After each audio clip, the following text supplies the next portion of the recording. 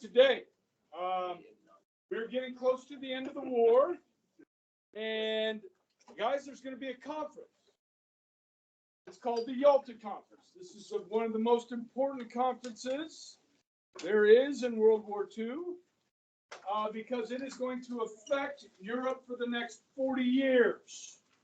Now, when you were kids, you watched Sesame Street, some of you, and there was this little thing called, which one of these is not like the other? One is wearing a military uniform who is a communist dictator and some would say mass murderer. Then you have these two old men that are democratically elected. One from Britain and one from the United States. Churchill on your left, Roosevelt in the middle. Now, where is Yalta? It's on the Black Sea. It's in Russia. Okay, here's the Black Sea. Okay, Yalta is on the Crimea Peninsula. You guys know the Crimea Peninsula? This peninsula that comes down in to the Black Sea. This is where, this is where the Russians invaded Ukraine in 2014 and took back the Crimean Peninsula. Remember, the Russians do not have a warm water port. They rely on the Crimean Peninsula for their navy, for shipping, and so forth. You guys with me? Now, Stalin claimed a fear of flying. So, the three need to meet about what's going to happen at the end of this war. Remember, guys, the Russians have closed in on the German border on the Eastern Front, the Americans and the British on the Western Front. What is Europe going to look like after the war? How are we going to finish this war? That is what is discussed at the end or during this Yalta conference. Okay, so we are going to ask for an unconditional surrender of Germany. What does that mean? Any idea? They surrender without any. They surrender what? Without any conditions. Without any what? Conditions. Yes. They pay large reparations. Russia's going to demand that. We will not. We tried that after World War I, and it helped lead to what? World War II. Yeah. Does this mean Hitler gets to stay in power? Does this mean the Nazis are over? Does this mean that Hitler will be put on trial as a war criminal, and so will his leaders? Yes. Does this mean that the Germans will fight longer and harder, or will fight less?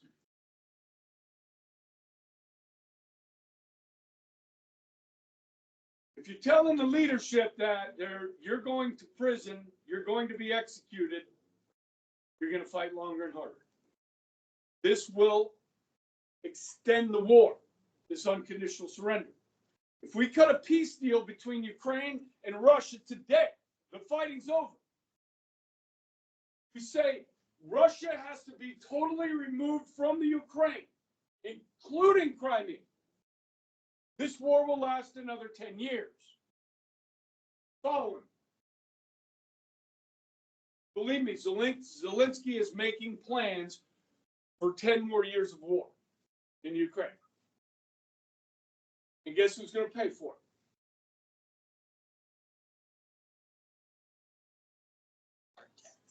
Not saying it's right or wrong. I'm just telling you it's going to happen.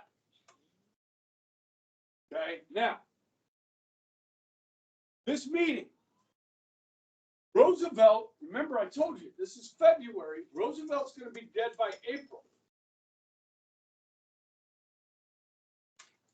Churchill's no spring chicken.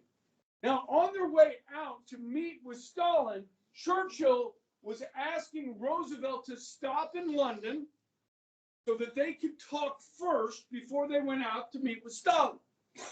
Because one of these is not like the other. So, Roosevelt refused to meet with Churchill before they went out there. We can only guess as why. We can guess that, well, Roosevelt didn't want to defend Stalin, thinking that the two democratically elected leaders were ganging up on him.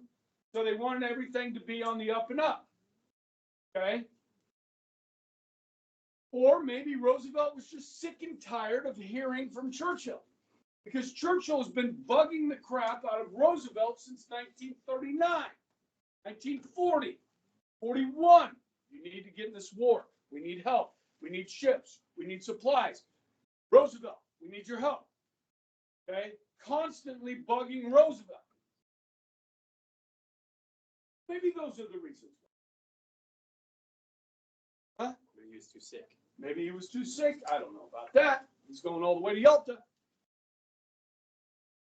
But he doesn't know that. Okay. Well, let me take you here. There's one 6-point long answer on the test.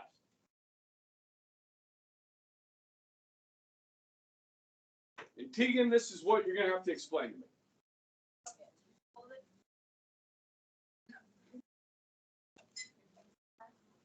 They're on Russian soil at this resort in Yalta.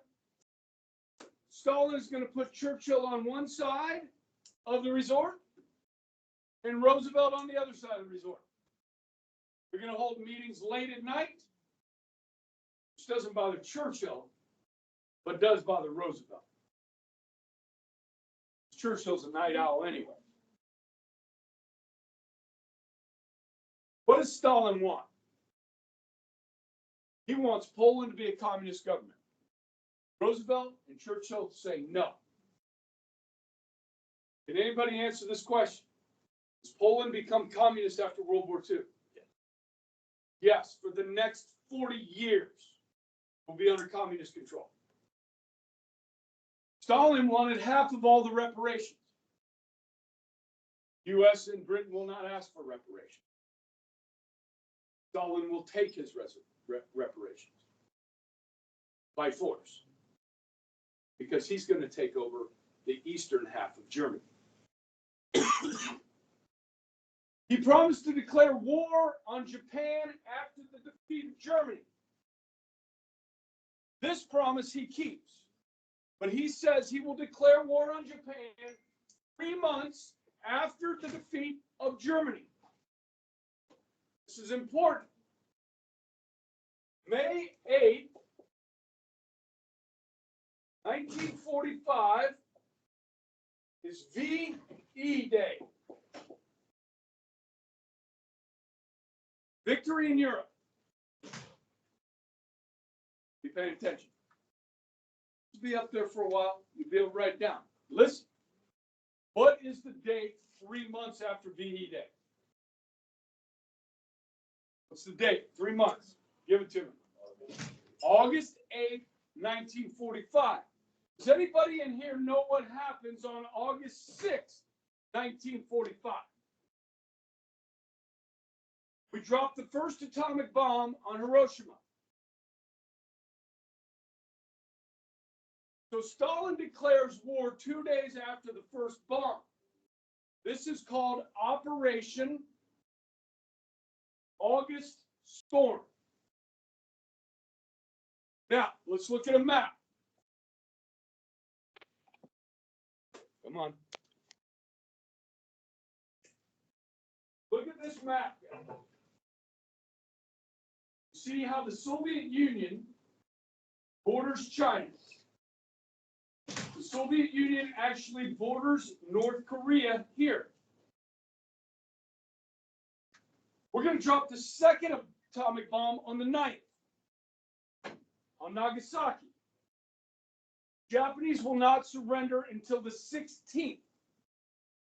Stalin has 8 days to fight the Japanese and get his armies into China, fight the Japanese, and in North Korea to fight the Japanese. Those 8 days, we're still feeling the consequences of that with the communist North Korea today. For that matter, a communist China. Okay? The timing here. If we drop the atomic bomb 2 weeks earlier, there may be no North Korea. The history of the world could be changed. You guys following that? The timing here? Okay? He promised to join the United Nations when it was established. He did. He kept that promise. But he demanded 2 seats because Russia was so big. They allowed him to take some Japanese islands and Mongolia, okay, which is that shaded area, or on the big map over there, the purple area beneath Russia.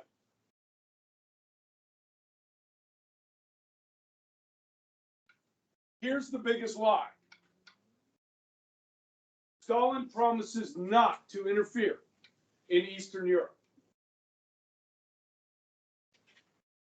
Now we're going to take him at his word, which is one of the lessons we learned in the 20th century, guys.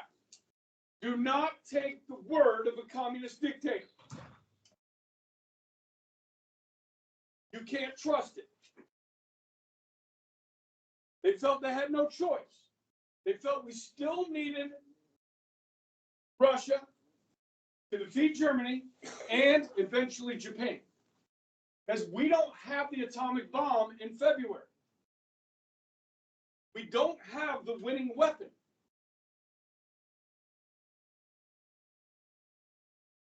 Now, obviously, Roosevelt knows we're working on it. Churchill knows we're working on it. And Stalin knows we're working on it. Not because Roosevelt told Churchill or Stalin. How did Stalin know we were trying to build the atomic bomb? He had spies. And one of those spies was a British spy.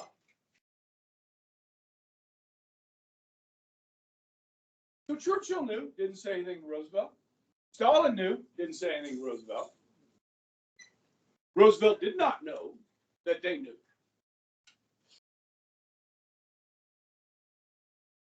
Still needed the Soviet armies to defeat Germany and Japan. And so for the next 40 years, the free world will pay a price for Stalin's lies here. So I ask you, why did these two men capitulate to Stalin? Well, Churchill, who's a shrewd judge of character, really wanted to meet with Roosevelt before he went out there, before they went out there. Because Churchill knew Stalin was a bad actor. Roosevelt was getting different messaging from his advisors. So, are we good on this? Not yet. When you were in English class, I think your sophomore year, maybe your junior year, you read a book. You're supposed to read a book called The Crucible,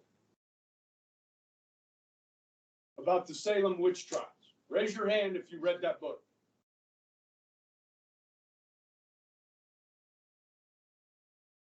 What year was that? Last year. Who did you have? Colin. Who did you have? You had Arnold? You guys have been robbed of education. Something that students in this country, all over this country, for the last 50 years have read The Crucible. You've been robbed of that. And I'm saying it out very loud because I don't care.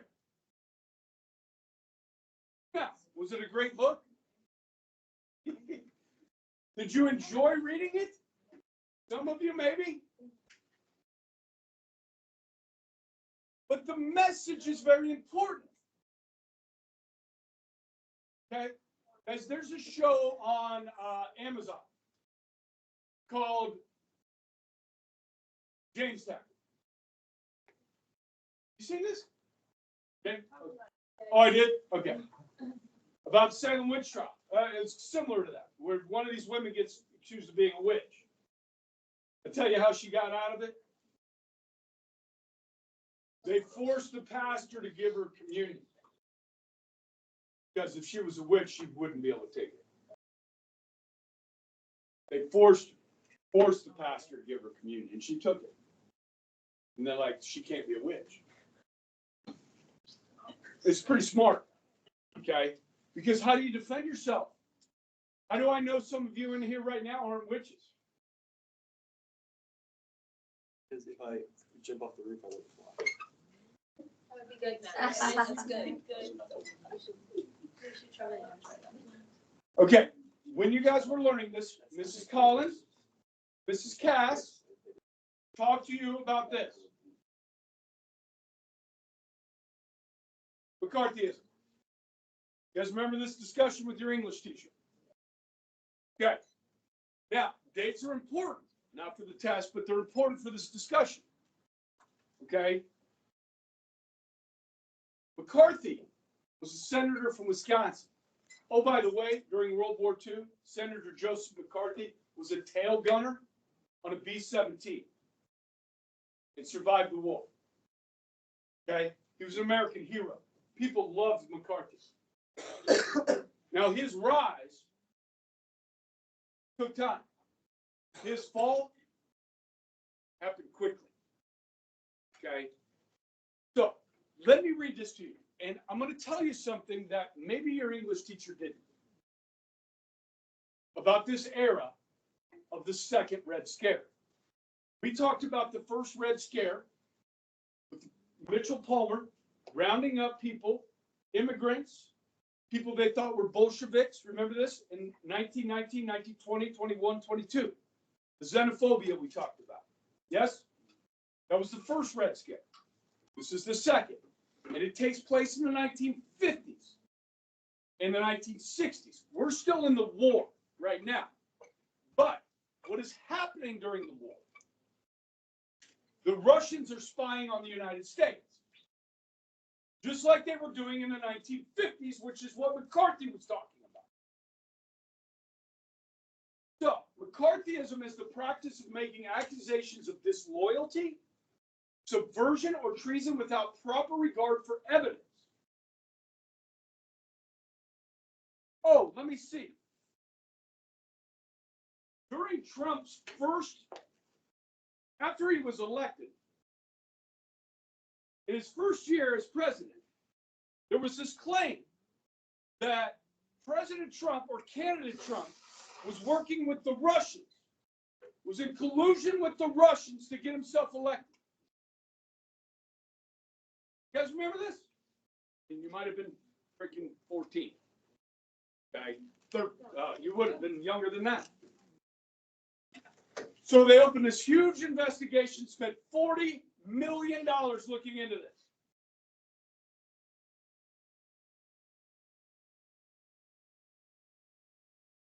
Did I reread that first sentence?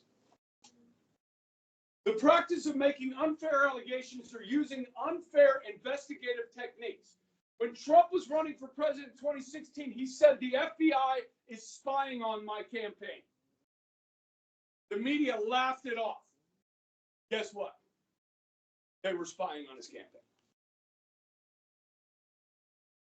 Especially in order to restrict dissent or political criticism. The term has its origins in the period known as the Second Red Scare, lasting roughly from 1950 to 56. It was characterized by heightened fears of communist influence on the American institution and espionage by Soviet agents. Originally coined to criticize the anti-communist pursuits of Republican Senator Joseph McCarthy of Wisconsin, McCarthyism soon took on broader meaning, describing the excesses of similar efforts. This term is also now used more generally to describe reckless, unsubstantiated accusations as well as demagogic attacks on the character and patriotism of political adversaries. Not once did I ever hear anybody in the mainstream media say what is happening to President Trump is McCarthyism. Okay? Now, I look at it and I'm like, oh man, there was a meeting in the White House between Joe Biden, President Obama, and the Attorney General, and as they're leaving office, they opened this investigation into Trump. Obama was directly involved. Biden was directly involved. This is fact in opening this investigation. Okay. Now, let's talk about history. That is history as well. So, what are the facts? Now, guys, some of this we did not find out until 1991, when the Soviet Union collapsed. You took German class. Did you ever watch a movie called The Lives of Others? See, in East Germany, they had the Stasi, which is the secret police. In Russia, they had the KGB. Listen, guys, this is important. During World War II, we had something called the Venona Project, which was keeping track of communist spies in the United States. They were here. We know they were here. They were at the Manhattan Project. We know that for a fact. Yes? How did Stalin get the atomic bomb so quickly? Because he had spies. There were spies in other places as well. And in the 1950s, as the Cold War began between the Soviet Union, Communist Soviet Union, and the United States, McCarthy's trying to warn people that there are Soviet spies in our government. Were there? Yes. Eisenhower, who's about the most moderate president you could ever mention, said this of McCarthy. He said, thank God somebody is doing this, looking into this. Now, is it illegal to be a communist in the United States? Heck no. I may have one in my 5th hour.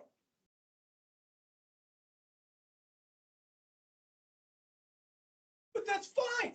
I don't care. You're allowed to be a communist. You're allowed to be a socialist. You're allowed to be a Nazi. You're allowed to be a Black Panther. You're allowed to be anything you freaking want in this country. We're a free people. Yes? But maybe it's not a good idea when you're locked in a Cold War with nuclear missiles pointed at each other that you have spies for the other side working in the upper echelons of your government.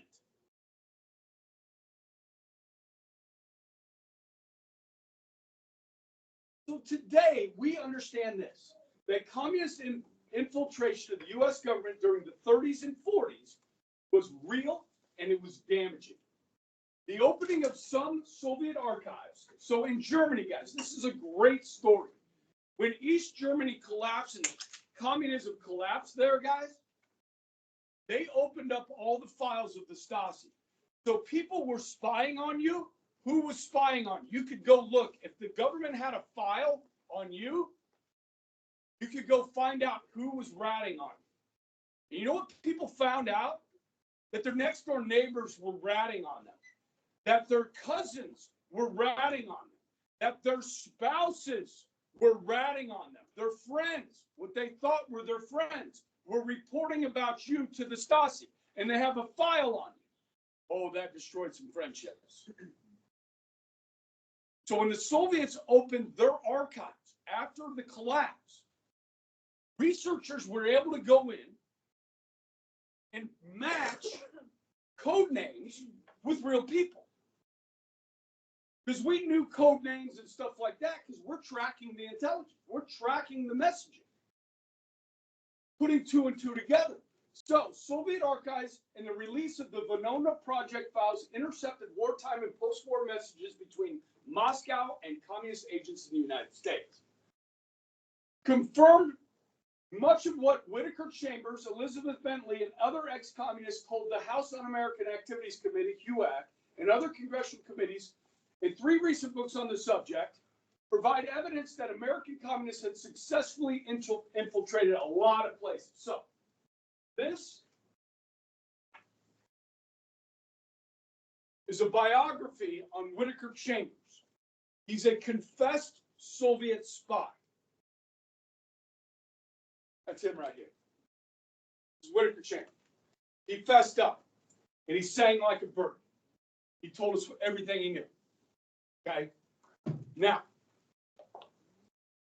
American communists, now, these are not the Russians sending Russians into our government. This is the Russians recruiting Americans to work for the Soviet Union. You following me? These are not spies. Well, they are spies, but they're spying against their own country. You follow me? You guys seen Oppenheimer? They kind of go through all this process, right?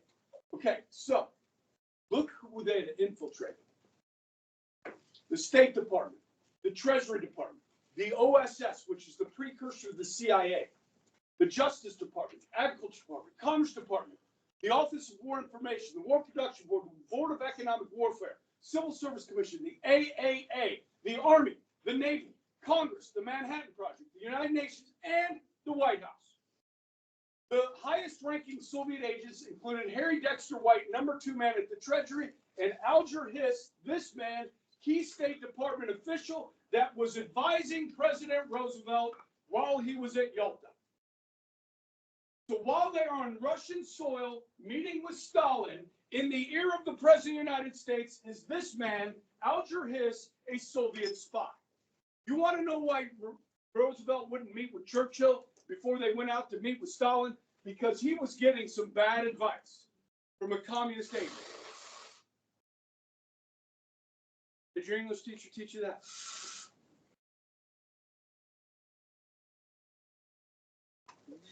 Let me continue. Duncan Lee, chief assistant to the OSS director, Wild Bill Donald. This would be like the assistant to the CIA director being a Chinese spy. You want that? I don't want that. Including Congressman Samuel Dickstein, Lucy Lynn Curie, special assistant to Roosevelt. The authors of the Venona Secrets go so far to identify Harry Hopkins. Remember that name? It's Roosevelt's closest advisor. One of FDR's most trusted advisors as a Soviet agent. If that is true, the Soviet Union had in place an agent of influence who had the ear of President Roosevelt on every significant issue and policy.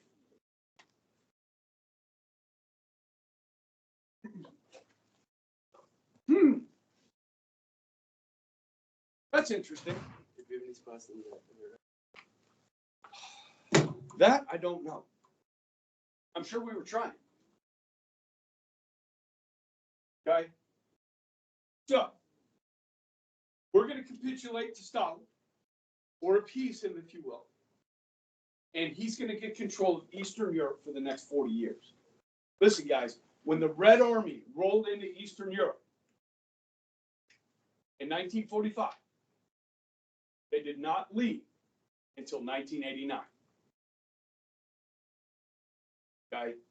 Czechoslovakia, Hungary, Romania, Bulgaria, Latvia, Lithuania, Estonia, did I say Poland? Poland, okay, and East Germany, all under communist control for the next 40 years because of these decisions made at Yalta. I'm at 5%. How did that happen? Okay. Time do we get out? All right, you might get cut off. All right, so the end of the war in Europe. Okay, go over this. U.S. forces, U.S. Army crosses the Rhine River on March 7th, 1945. We got to get to Berlin. We got to get to Berlin. We get to Berlin, we win. It's over. Okay, German defenses are crumbling. German forces that we're starting to see, Mr. Larry showed us picture. I don't know if you guys remember that shoulder fired like missile thing he had. Is a picture of like 15-year-olds carrying. Okay. Yes. So their soldiers are increasingly old or increasingly young. They're crumbling. Now Eisenhower has to make a decision. Are we going to take Berlin? Or are we going to let the Russians do it? Remember, the Russians are angry. If we take Berlin and Prague, we can help hold Stalin to his promises.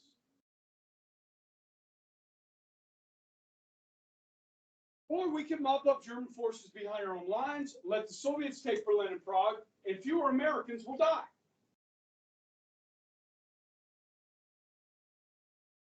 We're going to choose the latter.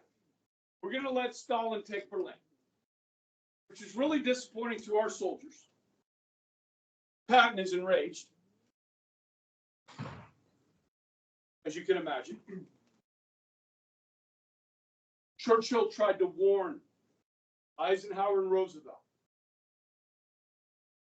They wanted to avoid U.S. casualties, so we're going to stop 50 miles west of Berlin at the Elbe River. We'll play on words here. Eastern Europe will go from Nazi tyranny to commie tyranny. Yes. So when I saw that history books used to say that the Americans surrounded Hitler. They never said that. Well, not the one I read. Yes.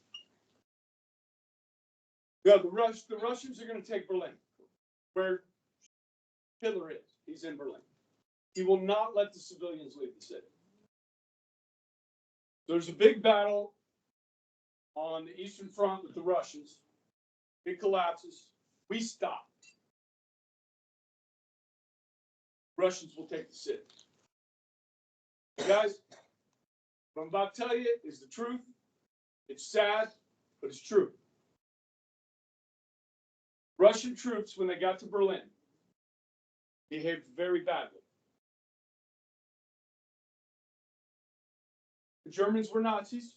The Nazis were the enemy. Do what you will with them. Because Hitler did not allow the civilians to leave the city, there were many women left behind, and men of fighting age are gone. So the women are being protected by boys and old men. So when the Russians take the city, they will rape and they will pillage. And when I say rape, guys, if you were a German woman in Berlin, there's a very good chance you were raped. If not once, multiple times. And I've read a lot of stories and firsthand accounts of this. The Russian troops made their children watch.